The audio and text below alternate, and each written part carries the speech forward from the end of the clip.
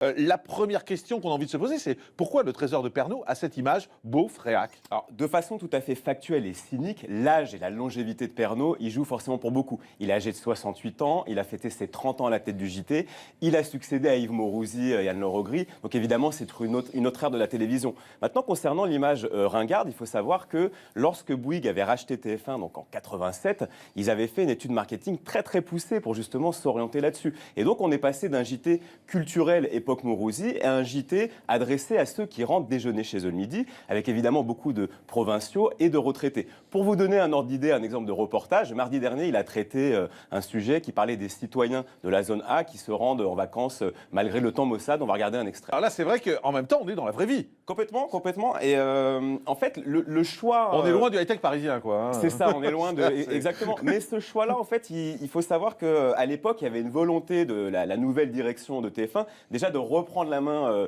sur l'information. Il voulait aussi aller chercher FR3, qui était déjà très puissant avec ses décrochages en région. Vous voyez, tout ça, ça répond vraiment à des enjeux. Et si on y regarde bien, le JT de Pernod, voilà, il fait toujours la part belle aux reportages, aux citoyens. Il traite de l'actu, évidemment, mais toujours sous un angle très proche des Français. Si une loi va, par exemple, changer le quotidien des citoyens, ils ne vont pas aller chercher un politique pour en parler, mais des Français. De toute façon, si on y regarde de près, le JT de Pernod, c'est du magazine. C'est presque plus du magazine qu'un journal télévisé. Et on sait que Pernod adore ça, les magazines. Il avait créé combien ça coûte. Donc voilà, cette forme éditoriale n'est pas due au hasard. Elle répond à une réponse stratégique. On peut dire que c'est très niche, hein, quand même. Et pourtant, les audiences sont énormes. C'est le moins qu'on puisse dire, Jean-Marc. Il fait plus de 5 millions de téléspectateurs tous les jours, 40% de part de marché. C'est le trésor le plus puissant d'Europe. Très très loin d'Europe. Ah ouais. Devant les concurrents français, il met un peu plus d'1,5 million de téléspectateurs de plus que France 2 pour vous donner un ordre d'idée. Alors évidemment, mis bout à bout, si on prend factuellement des reportages qui parlent de terroir, de paysans incarnés par un soixantenaire, on peut trouver que c'est ringard. Mais plaire à autant de téléspectateurs, c'est être dans l'air du temps, bien au contraire. Mais est-ce que c'est la ligne éditoriale qui fait ce succès ?